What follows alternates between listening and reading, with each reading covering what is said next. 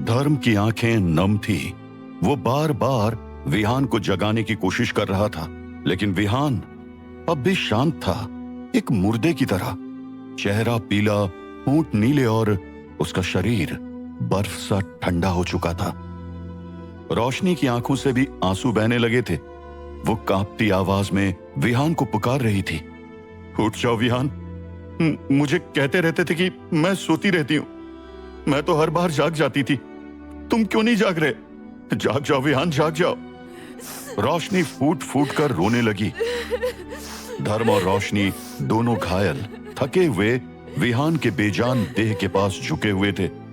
धर्म ने कांपते हाथों से विहान का चेहरा थामा और टूटी हुई आवाज में कहा, विहान, विहान, सुनो ना, उठ जाओ, तुम ऐसे नहीं जा सकते। धर्म ने अपना कान विहान की छाती पर रखा, लेकिन कोई धड़कन सुनाई नहीं दी। उसकी हिम्मत जैसे टूट गई थी। नहीं नहीं नहीं। रोशनी ने अपनी आंखों के आंसू पोंछे और विहान की नब्ज को छुआ। उसकी आवाज लड़खड़ा रही थी। कैप्टन, विहान की नब्ज भी नहीं चल रही है। शायद बहुत देर हो गई। धर्म जैसे अचानक जम सा गया। उसकी आंखें भीगी हुई थी, लेकिन होंठ जैसे सिल गए थे। दोनों का यकीन जैसे टूट चुका था कि विहान अब कभी अपनी आंखें खोलेगा। लेकिन तभी अचानक एक पल को विहान की उंगलियां हिलने लगी। उसकी पलकों में भी हरकत हुई। रोशनी की नजर फौरन उसकी उंगलियों पर गई और अगले ही पल तेज सांसें लेते हुए विहान एक झटके से उठ बैठा। उसने अपनी आंखें खोली, इधर उधर देखा और सिर्फ एक नाम बुदबुदाया, मेघा। धर्म की नजरें फौरन विहान पर पड़ी, जो कुछ देर पहले एक पत्थर की मूर्ति की तरह जड़ हो गया था। अब वो विहान को अपने दोनों हाथों से थाम चुका था। तुम ठीक तो हो ना विहान? विहान की आवाज कांप रही थी। वो चारों ओर बेचैनी से देख रहा था। मेघा कहां है? मैं कहां हूं? धर्म की आंखों में उम्मीद की चमक लौट आई थी। विहान, तुम जहां भी हो सुरक्षित हो, और सबसे बड़ी बात, तुम जिंदा हो। रोशनी के होंठों पर भी मुस्कान फैल गई। देवी मां का आशीर्वाद है कि तुम जिंदा हो विहान। हम सब बहुत डर गए थे। मेघा कहां है? कहां है मेघा? विहान की बात पूरी भी नहीं हो पाई थी कि उसकी सांसें फिर से भारी होने लगी। उसकी आंखें अचानक उलट गई और वो झटके से फिर जमीन पर गिर पड़ा। रोशनी चीख पड़ी, विहान, नहीं नहीं, फिर से नहीं, उठो, मेरी बात सुनो विहान। धर्म ने उसका सिर पकड़ा, सीधा किया और उसकी नब्ज देखी। फिर छाती पर कान रखकर धड़कनों को सुना। दिल की धड़कन बहुत धीमी हो गई थी। उसने सिर उठाते हुए कहा, विहान बहुत कमजोर हो गया है। शायद विहान की सारी शक्ति उससे छीन ली गई है। अगर जल्दी से विहान को सही औषधि नहीं मिली तो उसका बचना मुश्किल है। रोशनी थोड़ी देर चुप रही, फिर एक विश्वास के साथ बोली, हम इसे मेरे गांव ले जा सकते हैं, सतापुर। वहां मेरी मौसी है। वो जड़ी बूटियां, औषधियों और तंत्र विद्या की जानकार है। अगर कोई इसे वापस ला सकता है तो वो वही है। धर्म कुछ देर सोचता रहा, लेकिन उसे रोशनी की आंखों में एक सच्चा भरोसा दिखा। ठीक है, फिर चलो, हमें वहां जल्दी पहुंचना होगा, सबकी नजरों से बचकर। धर्म और रोशनी मिलकर विहान को उठाने लगे। रोशनी की नजर लालटेन की रोशनी में विहान के शांत चेहरे पर पड़ी, जैसे उम्मीद अभी बाकी हो। बाहर बारिश थम चुकी थी, तूफान भी शांत हो गया था। रात के अंधेरे में एक पुराने स्टेशन की लकड़ी की बेंच पर धर्म और रोशनी बैठे थे। उनके बीच चादर में लिपटा विहान बेहोश पड़ा था। उसकी सांसें बहुत धीमी थी। रोशनी ने थोड़ी चिंता के साथ चारों ओर देखते हुए पूछा, कैप्टन, कौन थी वो शक्ति? क्यों वो सबको मारने पर उतारू थी? धर्म ने एक गहरी सांस ली और धीमे स्वर में बोला, एक बुरी शक्ति, मंदार। वो इस दुनिया का विनाश चाहता है। ये उसी की भेजी गई शक्ति थी। रोशनी ये सुनकर हैरान हो गई थी। धर्म कुछ पल चुप रहा, फिर गंभीर लहजे में बोला, अभी हमारा मकसद सिर्फ विहान को किसी भी हालत में ठीक करना है, और मंदार के बारे में जितना कम जानो उतना अच्छा है। लेकिन अब तुम्हें भी सतर्क रहना होगा। अपनी आंखें, कान सब खुले रखना। रोशनी ने बात की गंभीरता को महसूस किया। उसने चारों ओर नजरें घुमाई और थोड़ी घबराई हुई आवाज में पूछा, अगर किसी को शक हो गया तो? धर्म ने अपने कोट को कसकर लपेटा और सीधा जवाब दिया, शक तो होगा ही, लेकिन अब डरने का वक्त नहीं है। हमें किसी भी हाल में सुबह होने से पहले सतापुर पहुंचना होगा। उसी समय दूर से ट्रेन की सीटी सुनाई दी। हल्की धड़कती बत्तियों के साथ एक पुरानी ट्रेन स्टेशन की ओर बढ़ रही थी। धर्म और रोशनी जल्दी से ट्रेन की एक सामान्य बोगी में आ गए। भीड़ कम थी, ज्यादातर लोग सो रहे थे, इसलिए किसी का ध्यान उन तीनों पर नहीं गया। उन्होंने विहान को सहारा देकर एक सीट पर बिठा दिया। धर्म और रोशनी उसके दोनों तरफ बैठ गए। धर्म ने विहान को अपने कंधे से टिकाकर चादर में कसकर लपेट दिया था, ताकि आते जाते लोगों को शक न हो। ट्रेन अपनी पटरी पर दौड़ने लगी थी। कुछ देर बाद एक अधेड़ उम्र का यात्री पगड़ी पहने, कंबल लपेटे, अपनी सीट को ढूंढते हुए उनके सामने आकर बैठ गया। उसकी नजरें बार बार विहान की ओर जा रही थी। उस आदमी ने अपनी जेब से एक पान निकाला, उसे मुंह में रख लिया और फिर से विहान की तरफ देखते हुए धर्म से पूछा, माफ कीजिएगा, बड़ी देर से देख रहा हूं, आपके साथ जो बैठे हैं बड़ी देर से हिले तक नहीं है, ये ठीक तो है ना? हा? उस आदमी के सवाल पर धर्म थोड़ा हिचकिचाया, लेकिन तुरंत नॉर्मल होते हुए जवाब दिया, भाई साहब, ये मेरा छोटा भाई है, तेज बुखार है इसे, माथे तक चढ़ गया बुखार, इसीलिए बेहोश हो गया है। गांव के वैद्य ने कहा था कि इसे पहाड़ों की ठंडी हवा चाहिए, और वहां बड़े वैद्य भी है, इसलिए सतापुर ले जा रहे हैं। उस आदमी के मन में अभी भी संदेह भरा पड़ा था। सांस तो चल रही है ना?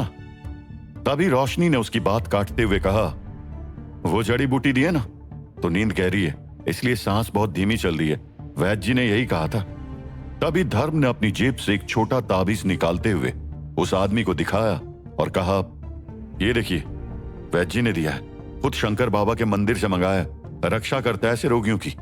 धर्म आगे आया और उस आदमी के कान में फुसफुसाते हुए कहा, और भाई साहब, ये बात जरा किसी से कहिएगा मत, नजर लग जाती है, क्या पता फिर से ताबीज काम करे या नहीं।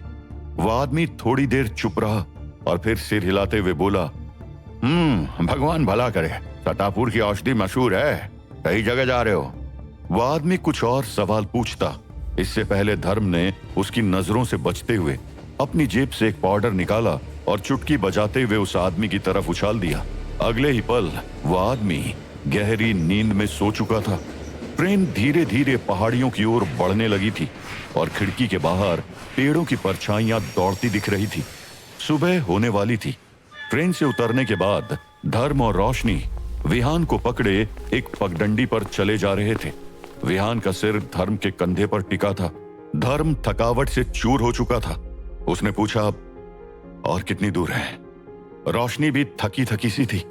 बस थोड़ी और, अगले मोड़ के बाद ही सतापुर शुरू होता है। थोड़ी देर चलते हुए वो सतापुर पहुंच चुके थे। धर्म ने उस जगह को देखते हुए कहा, शांत जगह दिखती है, मंदार यहां हमें जल्दी ढूंढ नहीं पाएगा, यह अच्छा संकेत है। रोशनी ने मुस्कुराते हुए कहा, सतापुर की मिट्टी में चमत्कार है कैप्टन, और मेरी मौसी सिर्फ वैद्य नहीं, वो साधिका भी है, वे जानती है ऐसे रोग और शाप को भी। और आपको तो पता ही है, मेरे पापा भी औषधियों के अच्छे जानकार थे। सतापुर पहुंचने तक सुबह हो चुकी थी। धर्म को सामने एक छोटी सी बस्ती दिखाई दी। छप्परों की छतों वाले घर, मंदिर से उठता धुआं और पहाड़ी हवा में बसी एक पुरानी शक्ति का एहसास। धर्म को अच्छा महसूस हो रहा था। वो तीनों एक छोटे से घर के सामने पहुंचे। धर्म और रोशनी ने विहान को बाहर लगे खाट पर लिटाया। रोशनी दरवाजे के बाहर से आवाज लगाने लगी, ओ मौसी, बाहर तो निकलो।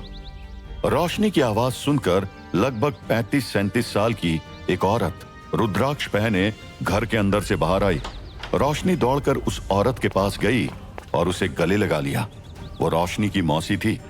रोशनी की मौसी की आंखों की गहराई बता रही थी कि महज 35-37 साल में ही उन्होंने बहुत दुनिया देख ली थी। रोशनी अपनी मासी को खाट पर लेटे विहान के पास लाई।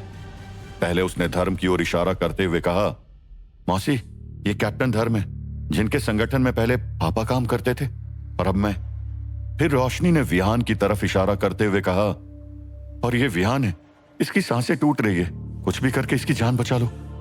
मौसी की नजरें विहान पर टिक गई थी, जैसे वो उसे अंदर से पढ़ने की कोशिश कर रही हो।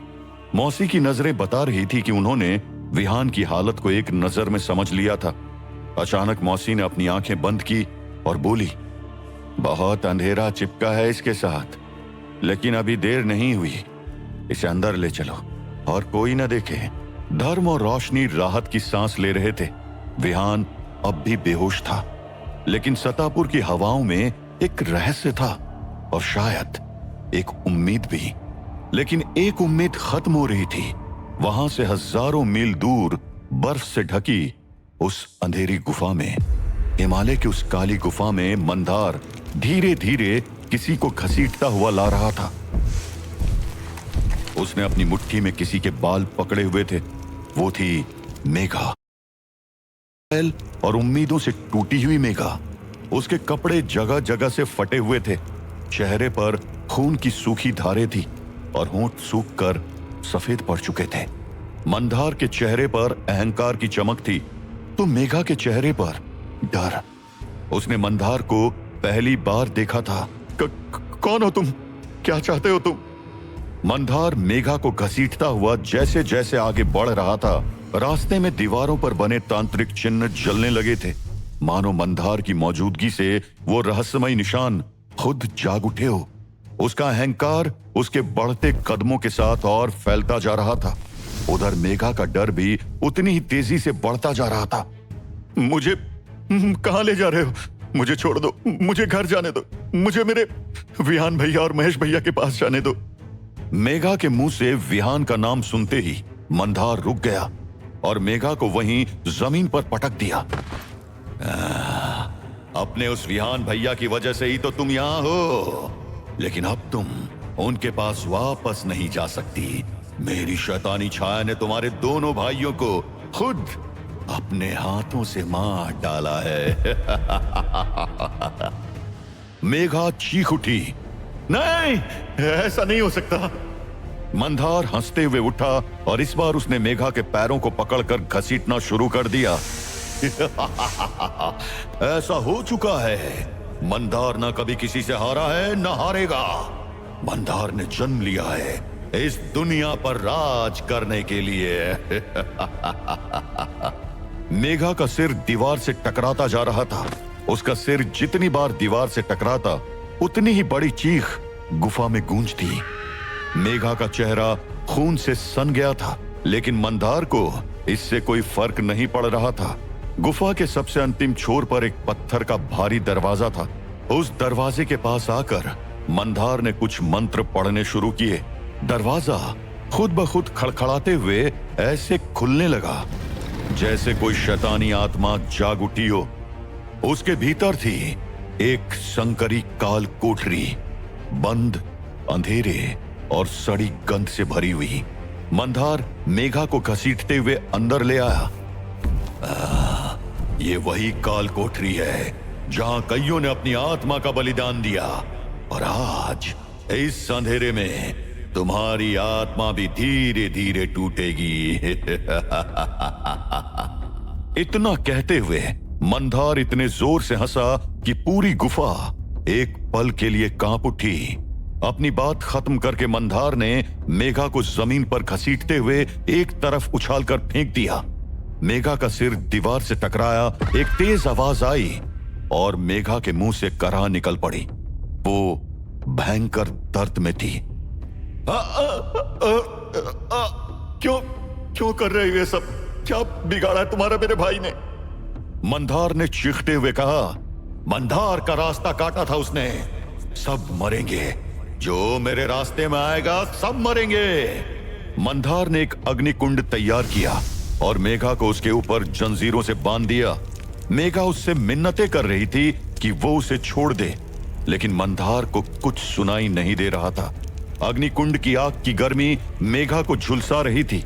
मंदार ने उन जंजीरों को संभालने वाली रस्सी अपने हाथ में ले ली थी। वो जैसे ही रस्सी को ढीला करता, मेघा उस अग्निकुंड के नजदीक पहुंच जाती। उसकी चीखें और तेज हो जाती। मंदार ने गरजते हुए कहा, सोच रहा हूं तुझे भी तेरे भाई के पास पहुंचा दूं।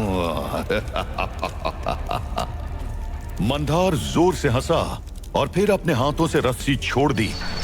जंजीरों में लिपटी मेघा उस अग्निकुंड में बस गिरने ही वाली थी। मंदार की उस खौफनाक हंसी के नीचे मेघा की चीख दब चुकी थी। वो उस अग्नि कुंड में स्वाहा होने वाली थी। क्या आज मेघा का भी अंत होगा? क्या विहान पहुंच पाएगा मंदार तक? क्या विहान बचा पाएगा अपनी बहन की जान? क्या विहान भी मारा जाएगा? जानने के लिए सुनिए इस रोमांचक कहानी का अगला एपिसोड सिर्फ और सिर्फ पॉकेट एफएम पर।